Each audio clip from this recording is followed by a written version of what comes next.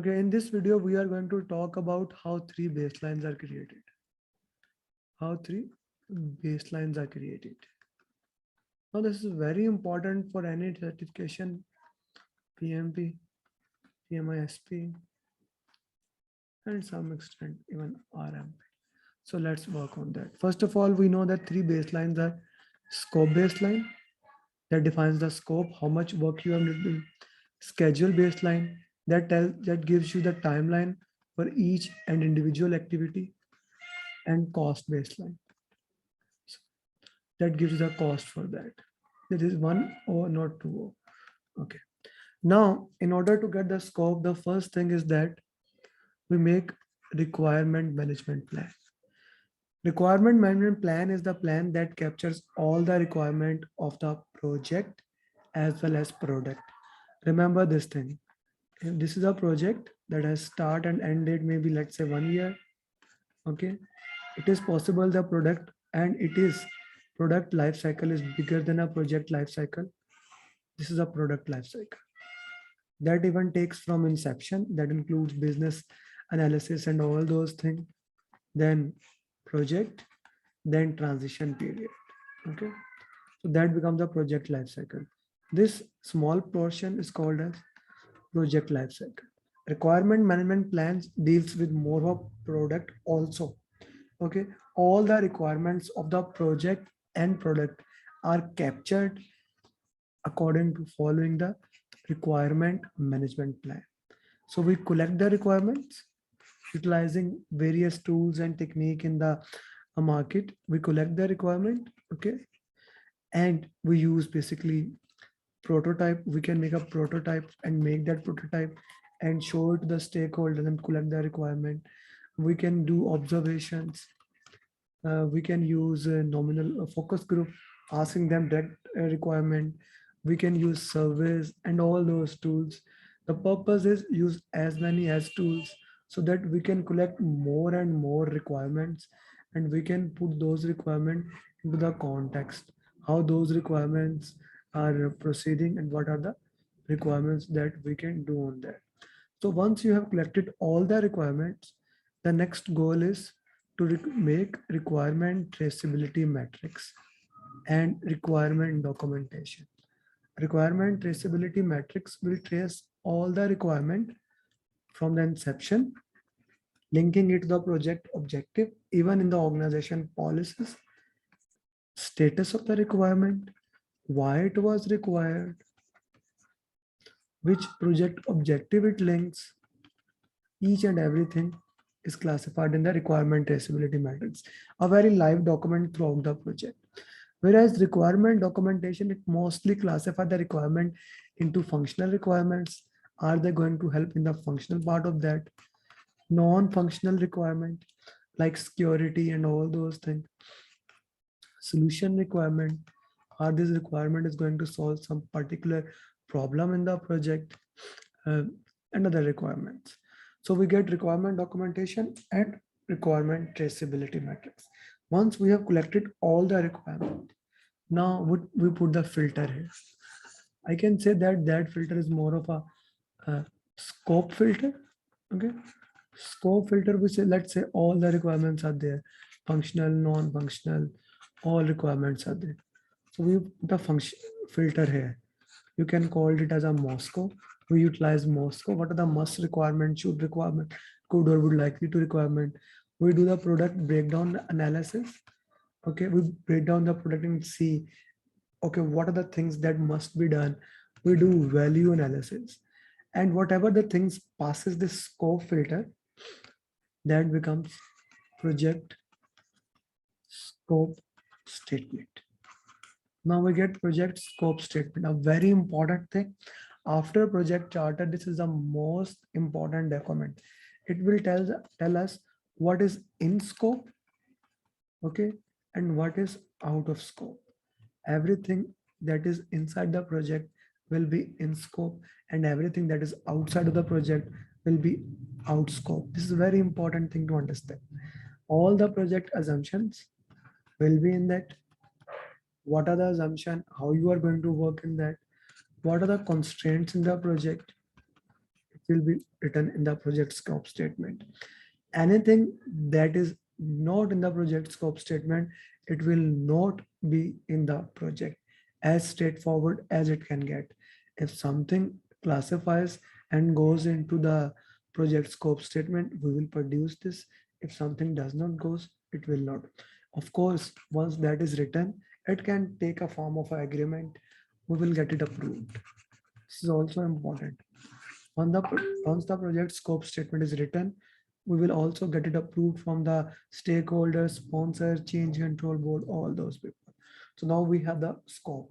Now we break down the scope. We further break down the scope. Let's say we are making a car or we are making a house. Okay. We are making a house. We break down the scope, break down the work. Okay. So civil work, okay, electrical work, mechanical work, maybe paint work, just for easy things. Civil will has foundational work. It will have concreting. Okay, it can have other excavation works, and further it can be divided as more as we want to divide. Okay, so let's say I divided further. Okay, so I divided it further, more parts I divided. I can divide it as long as I want till I get something on which I can do proper estimation. So that's something on which I can do estimation. It is called as work package. And this entire thing, the hierarchical breakdown of the work is known as work breakdown structures. So we use code of accounts, or in simple, we use number to represent them: 1.1, 1.2, 1.3, 1.4. When we go a level lower, we will get 1.1.1, 1.1.2, 1.1.3. If we break down further, 1.1.2.1, okay, the 2.2, this was, or 1.2.2, okay, I break down further, okay, 1.1.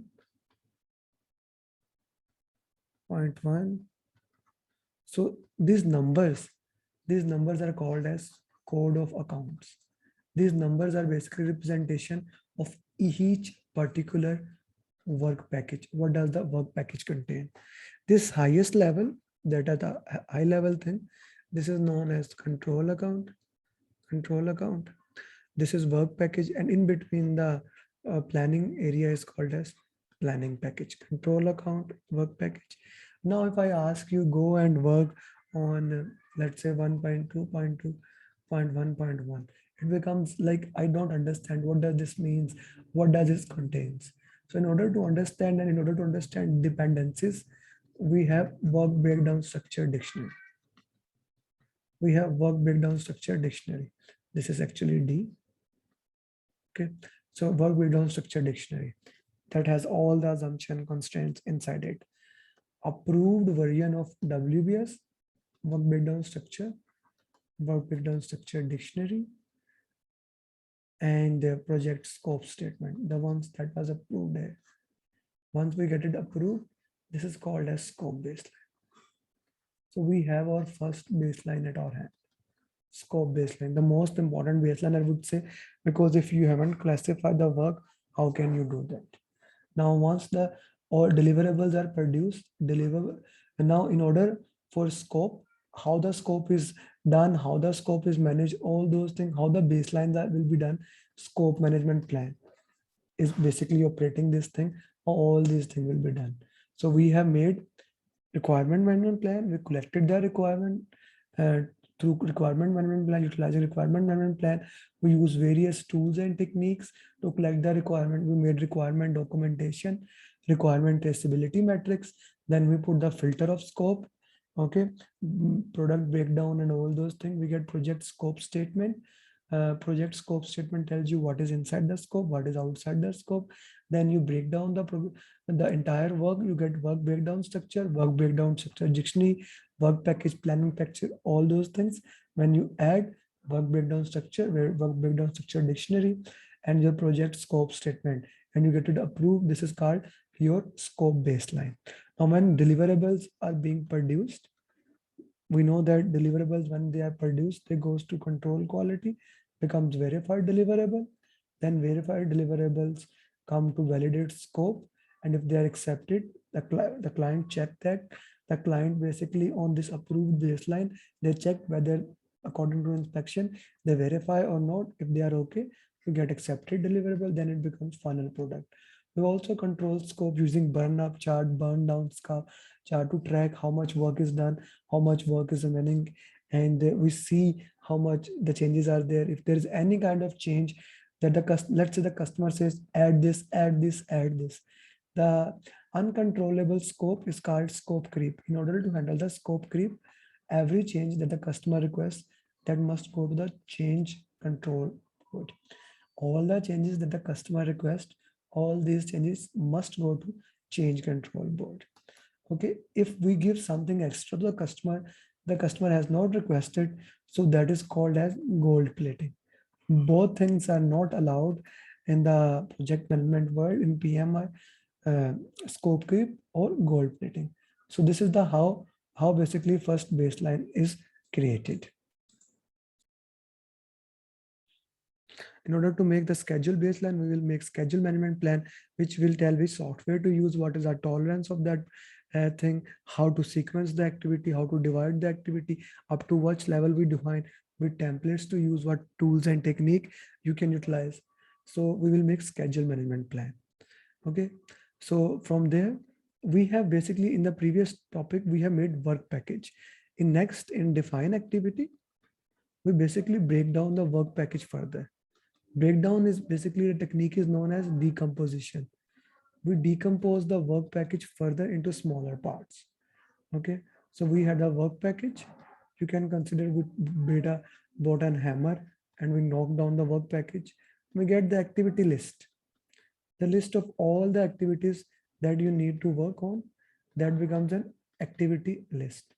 Activity attributes. Now, to understand what are the things that are present in the activities, we use activity attributes to understand, okay, these are the things that must be present in that. And then we'll use milestone list. We'll use milestone list. Milestone is a significant point in the project that tells you, okay, now something has been completed. And most of the time, milestones have a contractual obligation aligned with them, and you get your money and all those things when you complete those milestones.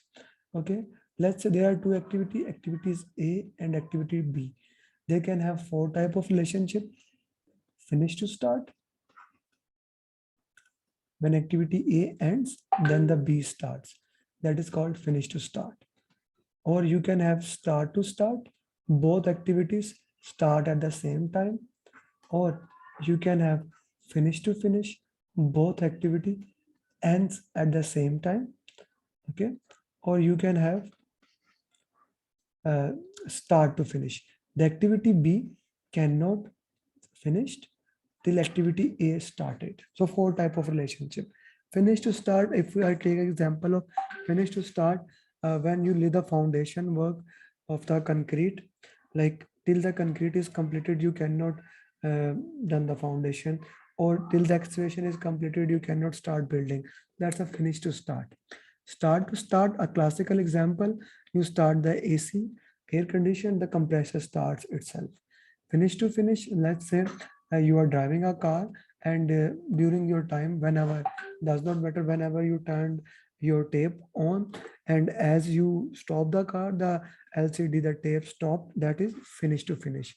Start to finish, classical example is working in shift. You see, let's say that 2 guards are working in banks. Now the shift B ends at 8 a.m. Okay, but the guard did not come at the guard did not come. So the shift guard B cannot leave unless the shift A comes there. So the shift cannot finish unless the shift start to finish. So these are some of the relationship between the activities we have. Then we have also leads and lag. Let's say activity A to B. Okay, they have finished to start relationship. The purpose was, the goal was, when activity A ends, the B must start. But sometime what happened? A ends, okay, but the B did not start it. It started after certain delay.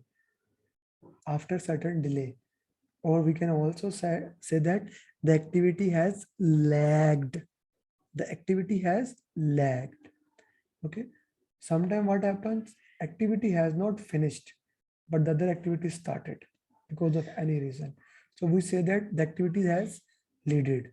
We call this as predecessor activity, and we call this as successor activity.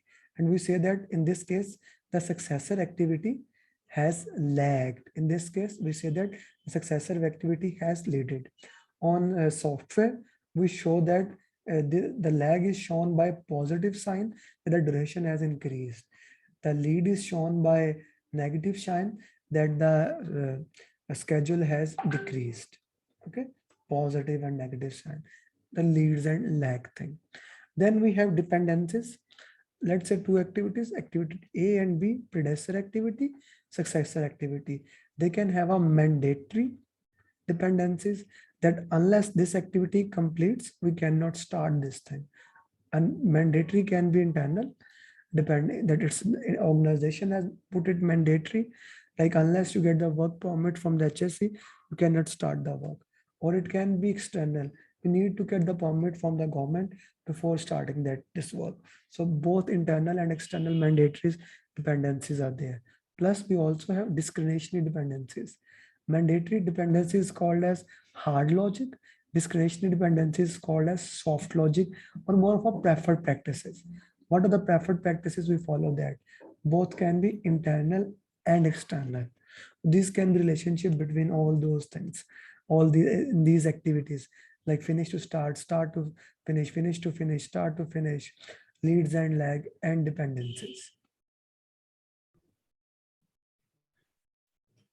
Now comes the more of a sequencing of activity. Let's say we have a relationship between these activities. We use precedence diagramming method, or also known as activity on node, to sequence that. I will take an example of this: A, B, C, D, E, F, G. And we will also learn critical path method from that. Okay, so let's say these are the activities. Okay, then we put predecessor activity. Okay, the predecessor activity, the activity before this one is start. The predecessor activity before B is A. The predecessor activity before C is also A. Before D will be B and C. Before E, let's say we have D. Before F, also D. Before G, we have E and F. And let's say duration is there. Duration is 5 days for this, 8 days for this, 10 days, 4 days, 6, 5, 5. So in the exam, this will be given to you, and the exam can ask you calculate critical path and what is the critical path for certain activities. So let's make using precedence diagramming method or network diagram, how to make this thing. Okay, and then we have end, and end also have G. Okay, so that's a milestone. Okay, the first activity is A activity, but it has a predecessor start. So we start, and then we have activity A here. Okay, after activity A, we have activity B, and then we have activity C, both from here. Why it's not rubbing? Okay, whatever. We have C. Okay, so both have this relationship, and then we have D. From D, we get E, and we get F, then G. A very simple path, if you say. And after G, there is AND. Okay, we use finish to start relationship. So the question can come like this: calculate the critical path of this thing if the question comes. So now let's work on each activity. Let's say an activity A. In order to calculate the critical path, we need to calculate three things: forward path, forward pass, backward path, backward pass, then float. Okay. So we will discuss this thing: forward path moving forward, backward path moving backward. So let's say A is any activity. Okay. So A will have early start here. The earliest the activity can be started. Then duration. What is the duration of this activity? Early finish. When can this activity can finish? And this is called forward path. Then we will have backward path, late finish, duration, and late start. Remember this thing: for the last activity, early finish and late finish is same. For last activity, here we have G, early finish and late finish is same. So let's and how to calculate early start for the first activity? Like you can put it 0 if you want to put 0. There are two ways: first in 0 and then you don't add. The better is that we start on day 1. There is nothing day 1, nothing 0, so we start on day 1. So early start for the first activity become 1. Then duration is here 5. Then the formula for early finish becomes, early finish formula is early start plus duration minus 1. We will be subtracting minus 1 because we have put 1 here. So 1 plus 5, 6 minus 1 is again 5. 1 plus 5, 6 minus 1, 5. Okay.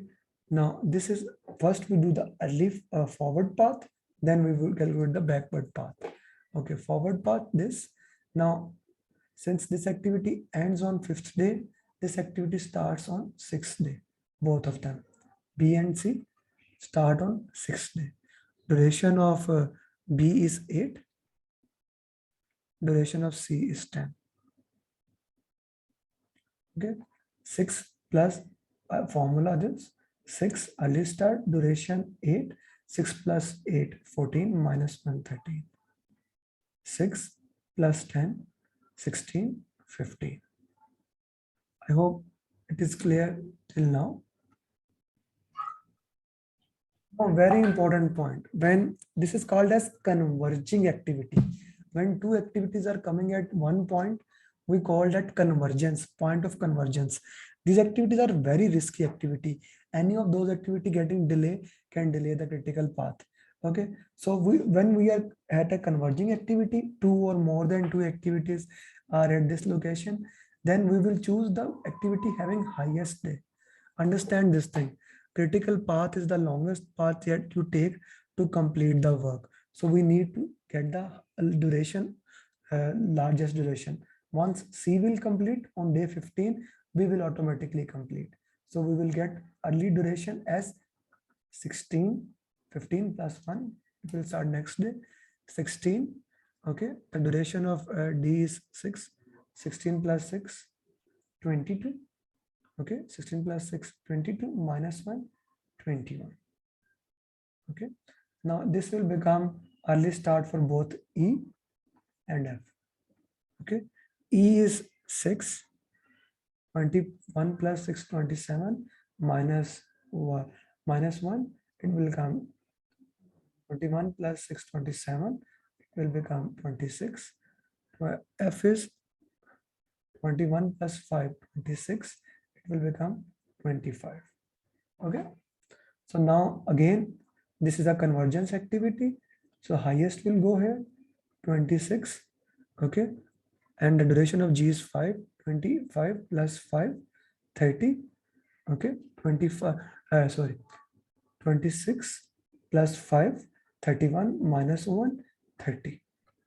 Okay, so this covers the forward path. The forward path, the first step is done. Okay, moving to the forward path. So early finish 27, because it was 26 plus 1 27 plus 5 32 minus 1 31. Now we have calculated the forward path. Now let's calculate backward path. As I said earlier, the early finish of the last activity will become the late finish. We'll get 31 here. Okay, duration remains the same. Now we calculate late start. So late start is basically late finish minus duration plus 1. Okay, 31 minus 5. Okay, 31 minus 5 will become 26 plus 1. It will be 27. Now, from the activities, from where activities are moving, like when you are moving in the backward path, this activity will become a divergent activity. That activities are taking out from here. Okay, so when you go there, both activities will get there. Both activity will get 26. 26 है, duration remains the same. 26 minus 6, 20 plus 1, 21. Okay, 26 minus 5. Okay, plus 1, this will become 22. 26 minus 5 is 21 plus 1, 22. Again, now this is a very important concept here. When you are moving backward, the activity having small number, you are moving backward. Activity having small number will choose that. So we will have 21 here. Okay, 6 and 16. This 16 goes to both of the activity. It will become 15 here, and it will also become 15 here. Okay, both activity get 15, 15. Okay, duration is 6, duration is 10. 15 minus 10, 5 plus 1, 16. And then we have 30, 15 minus 8, we'll get 7 plus, plus 8, we'll get 8 here, plus 1, sorry. 15 minus 8, 7 plus 1, 8 here. Now this will, again the small one will go backward, the backward path will get 5 here. Okay, 5 minus 5, 0 plus 1, 1. So we have calculated first forward path. Now we calculated backward path. The third step is to calculate float. Now what is float? Float is basically late finish minus early finish, or late start minus early start. You can do any of these calculations. So let's calculate float for each activity. Okay, so 1 minus 1 or 5 minus 5, the float becomes 0 here. Okay, so for C, okay, for C we calculate 15 minus 15 or 6 minus 6, it is again 0 float. For B we calculate 15 minus 13 or 8 minus 6, it becomes 2 float. D, 16 minus 16, again this is 0. Okay, so let's calculate for activity F. 22 minus 21, it will become more of a 1. Okay, here the float is 0, and again here the float is 0. So we calculated the float for each activity.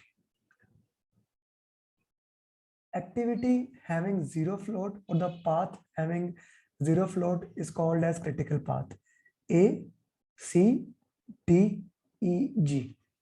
A, C, D, E, G will become critical path, and this 2,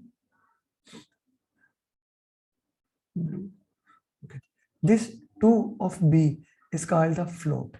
And if we move from the path A, this is called free float, the amount in which an activity can be delayed without delaying the complete critical path. Okay, so if we go from the path A, B, D, A, B, D, and let's say F, G, A, B, D, F, G, this is D. Okay, and we calculate its duration. Let's first calculate the duration if we move, because this will become the real duration. If we calculate from A, when we go from A to C to D and D to F and G, it becomes more of a 31 duration. If we If we calculate duration from this, it will be less, and that will be the float of the entire path. You can call it as a total float. So this is a critical path method in detail. First, you calculate forward path, then you calculate backward path, then you calculate more of a float of each activity, and the exam can actually ask you to find the float of any individual activity. If the exam does not ask to calculate the float of any individual activity, there is a simpler approach to calculate basically the critical path method, and that is basically, instead of calculating total float and all those things, just use the duration, add them, like 5 plus this plus this, whatever the duration becomes, that becomes the easiest path. Let me show that in a while. Okay, let's say first I have to stabilize the screen. Okay, so activity A, B, C, D, E, F, G, H, I, J, K. Okay, so I would recommend to you to calculate the critical path of this activity. So predecessor is start. This is predecessor, activity, duration. Okay, 8. Okay, again A, 5, 6, 4, B, C, D, 6, E, E, E. So we have F, G, H here, and then we have I, and then we have J. 6, 5, 8, 5, 4, 6. Okay, so if you are watching, please calculate the critical path for this path. This becomes your assignment. If you do this, if you can calculate the critical path for this one, you can calculate an exam. I'm 100% sure you can easily calculate that if that comes in exam. Okay. So if I make, so you calculate the critical path and you can easily calculate how we can work on it. This is a very important assignment. You must do it and you can share that with me. Okay. Now, how to calculate a critical path without, how to calculate critical path without calculating, going to all those things. Let's say I'll take 5 activity for simplification. Okay. So this is start, before this one is start, before this is A, okay, B, C, and D. 5, 4, 5, 5, 4. So start A, B, C, D, and E. So instead of doing that one or other things, just put the duration here, 5, 4, 5, 5, 4. Go here. If there are convergence activity, move towards the bigger one, 5 plus 5, 10, 15, plus 4, 19. It's your critical path, and the float would be 5, 4, 5, 4. So that will be like 5 plus 18. So that is the non-critical path. As simple as it can get. Critical path and non-critical path without going through the process. So you must know both method and working in the exam. The other method works more if you are preparing from PMISP. If you are preparing for PMP, this can works for you. Once you have done the critical path, you get the entire schedule for the project, and you add it, you get the schedule baseline for that particular project.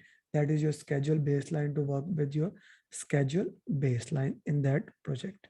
Okay, now that is a timeline with all the activities that you can get. You can make Gantt chart, again timeline with each and activity, what are the activities and how to perform. Okay, if I show you Gantt chart here, okay, that's more of a Gantt chart for you. So you get your Gantt chart of all the activities, how to work on that. Okay, This can also, like, you get the activity with all their constraints. Okay. Now, the next thing would be, if we want to compress the schedule compression technique. Okay. We have two techniques for schedule and compression: fast tracking, okay, and crashing. Fast tracking is basically making the activities in parallel. When you make activities in parallel, risk increases. Crashing is adding resource. And once you add the resource in it, your cost increases. So you need to see, if the cost is not going down, then always prefer crashing.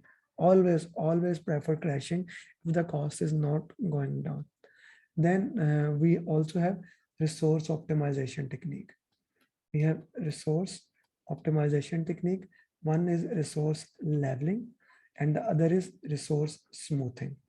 The biggest difference is in resource leveling and resource smoothing is that in resource leveling, you can actually optimize all the resources. But the downside is that critical path changes. In resource smoothing, we put a limit that the critical path is not going to change, or critical path is fixed. Okay, we play in between, we do crashing, fast tracking in between that. We don't change our critical path. So that's the entire schedule in summary. A few things that we need to understand when we are scheduling. When we are in the scheduling, we need to understand and define that the methodology, that whether we are going to use, like, we are going to use predictive approach. The critical path method is basically used in predictive approach, or are you going to use agile approach? In agile approach, we work in iterations. Okay, 1 to 4 weeks, normally 2 weeks. Or you going to use on demand scheduling? On demand scheduling is more of a Kanban, like it works on the pull based system. All three types of scheduling are used for different type of the project. You need to decide for your particular project which type of scheduling you need. So that's everything I guess you need to know about scheduling. Let's talk about cost. Now we have made two baselines. Okay, now let's talk about cost. Just like schedule, we make cost management plan. Cost management plan will defines what will be the tolerance for you, what is the threshold of the stakeholders, how much costing is allowed, how much where you are going to get financing. Are you going to do self financing, or you are going to get financing from others? What would be the funding limit reconciliation? Like how much, like, you don't get the entire fund straightforward, you get the funds in parts. Okay, so we'll reconcile our budget, that is called as funding limit reconciliation. Which type of currency you are going to use? This is an important concept to understand, that which type of currency you are going to use in your project, because that varies from your project to project, and it can heavily depend on those things. Okay, for example, we use the currency dollars because dollars is an international currency and we deal with the international audience. So you need to decide these things. Then once we come here, we have estimate cost here. Okay. Now, same topic, we had estimate schedule or estimate activity duration, which I skipped intentionally. And we also have estimate resource. Okay, all three use actually the same tools and technique. I wanted to put them here. So what do we do? The estimate how much time it will take, how much cost it will take, how much duration it will take, and how many resource you are going to use. Okay, this goes into resource management plan. This in schedule management plan or the schedule baseline. This goes into the cost baseline. This also goes into the resource calendars, showing which resource are available, schedule data and all those things. Okay, so let's work in this way. We have the first technique is analogous estimation. Analogous estimation is basically based on the historical data. It is based on the historical data. If we have done something in the past, let's say we make 200 square feet house, okay, and it cost us 5 million. If we're again going to make 200 square feet house, same design, everything same, we use the historical data and we say that it will again cost us 5 million. So we use the same data, same information from the past, and this is called as utilization of historical information. If you use parameters, okay, parameters, instead of, like, we still use historical data, but now we use the parameter. First we made a 200 square feet house. Now we want to make 100 square feet house. So we have actually divided it by 2. So we will also divide the estimate by 2. We'll get 2.5 million. Or if you want to make a 400 square feet house, you multiply it by 2. So this multiplication or division is basically we are using the parameters in it. Or if you are doing 4 times, let's say it's 800, we multiply it by 4, we'll get 20 million. So in this way, we are basically playing with this, the parametric estimation. The third type of estimation is basically bottom-up estimation. In bottom-up estimation,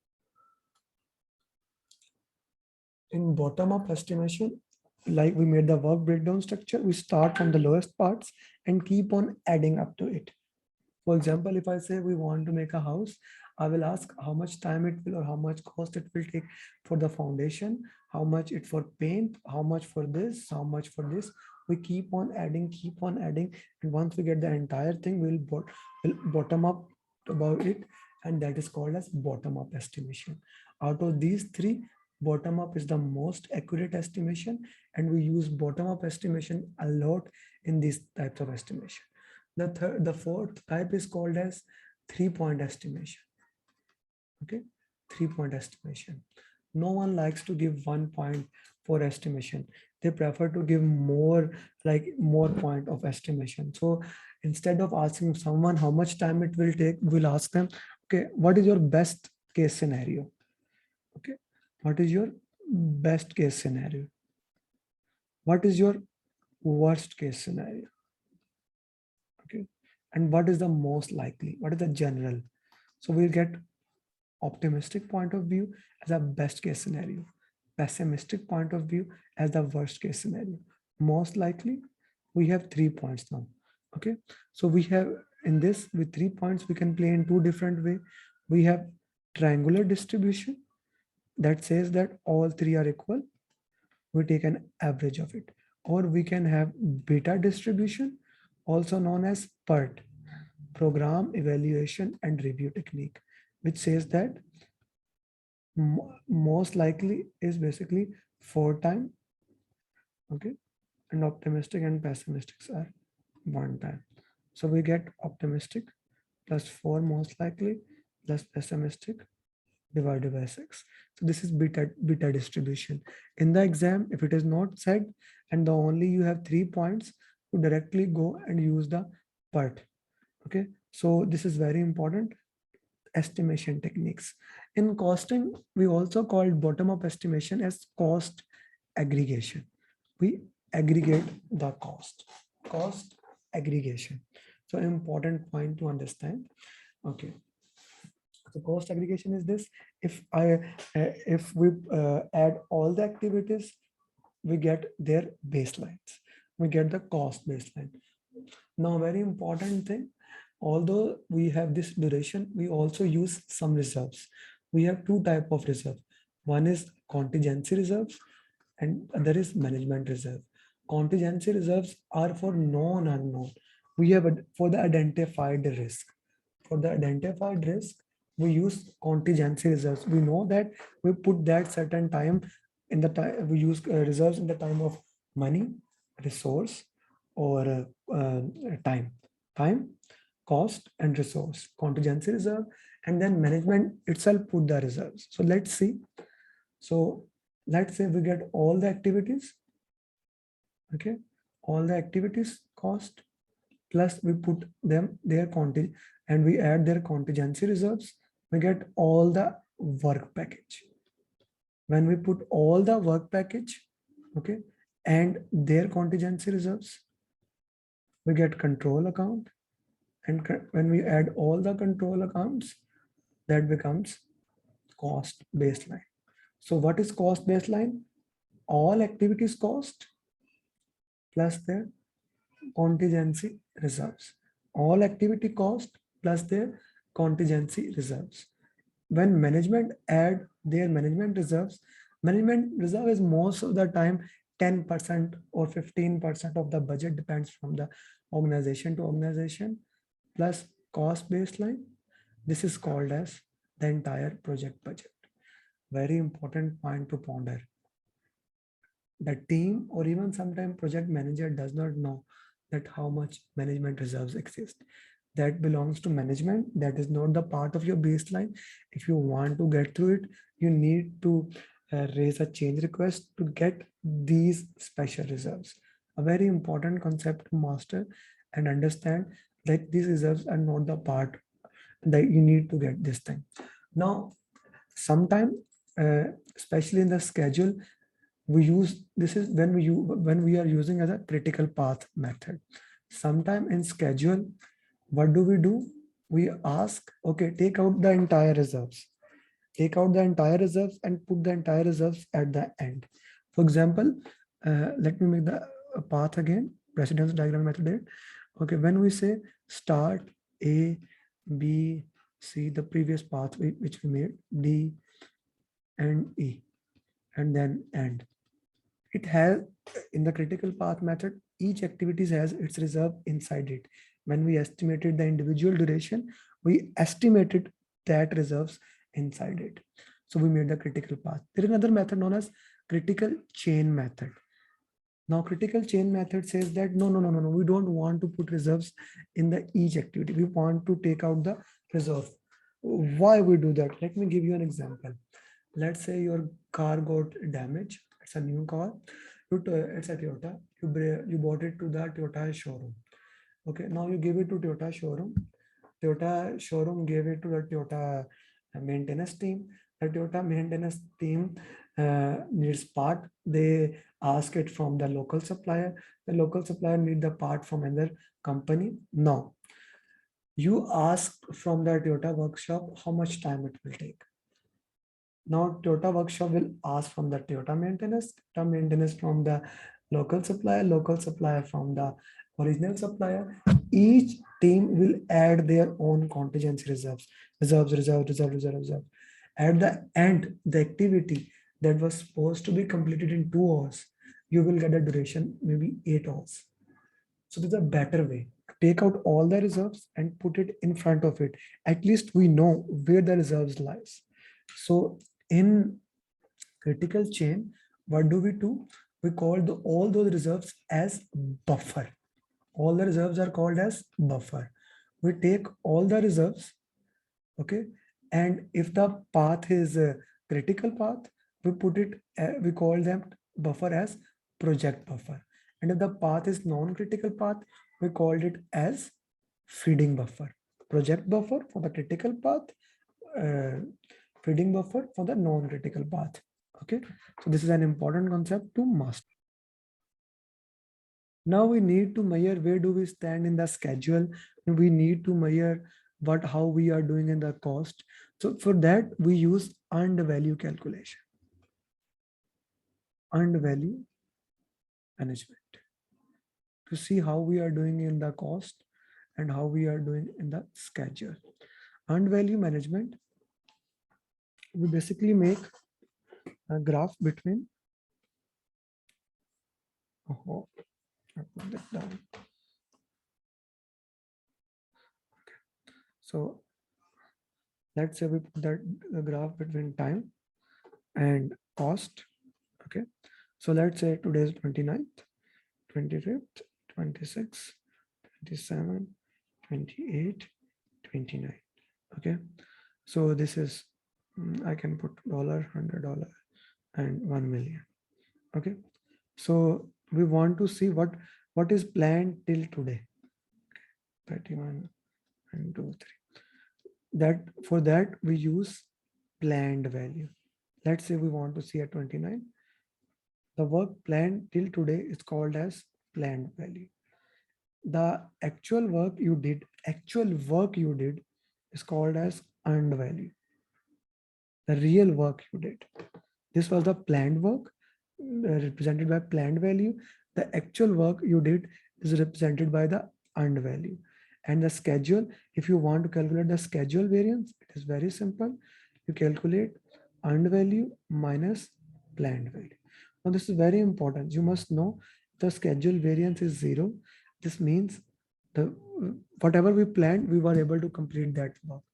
If schedule variance is positive, this means we actually did more work than planned.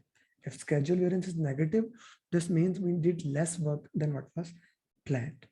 Okay. So normally instead of variances, we use indices, schedule performance indices. That is same formula, but divide earned value divided by planned value.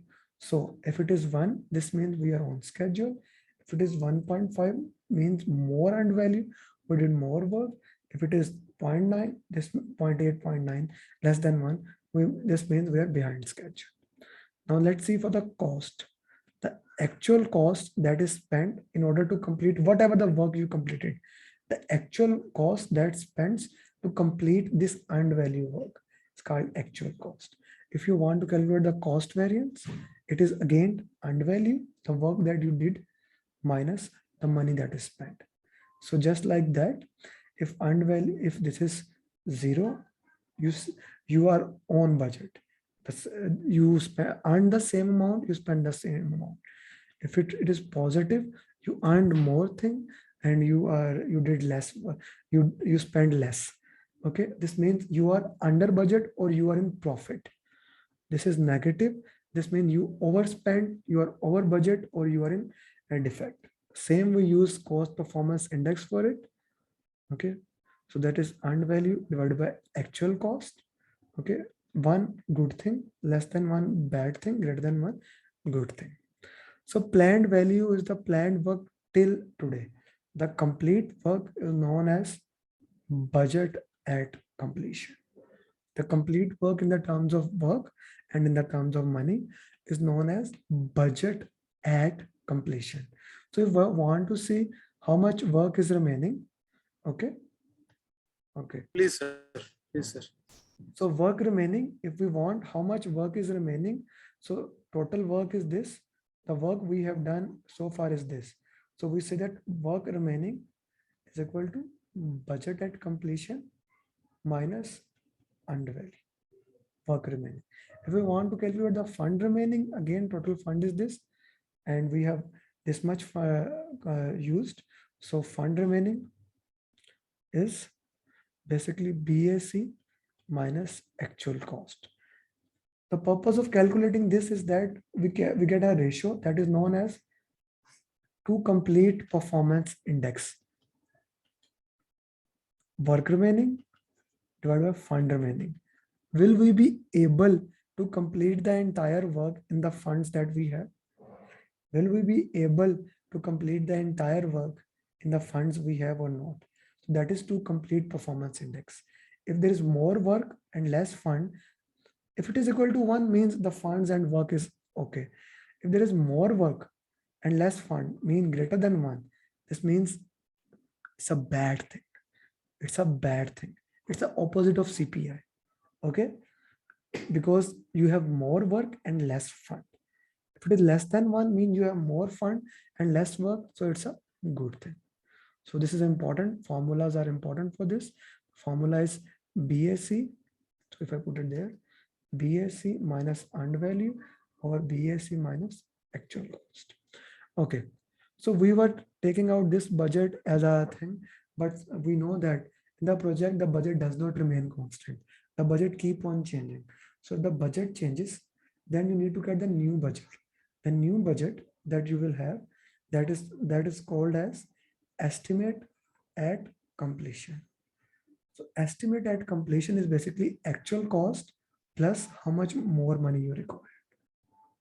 Actual cost plus how much more money you require. There are 3 formulas to calculate it. As simple as this is estimate at completion is actual cost plus estimate to completion. So this is the general. like simple one. Now, depending upon the case, in order to calculate the estimate at completion, we have three formulas. Okay, we will consider all three cases. Okay. So case one says that case one.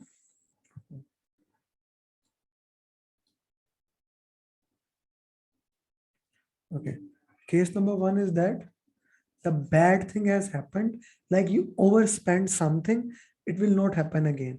Maybe the team was new and you bought 10 or 15 laptop, you got overspent, you had new budget, but you say that now the budget will remain okay.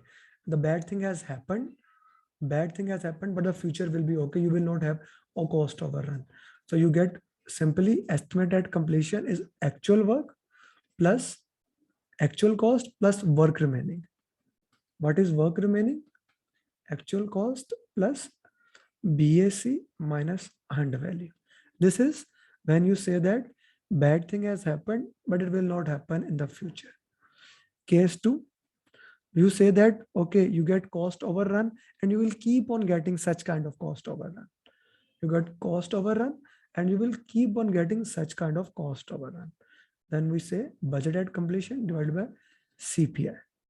Budgeted completion divided by CPI. Now we have case three.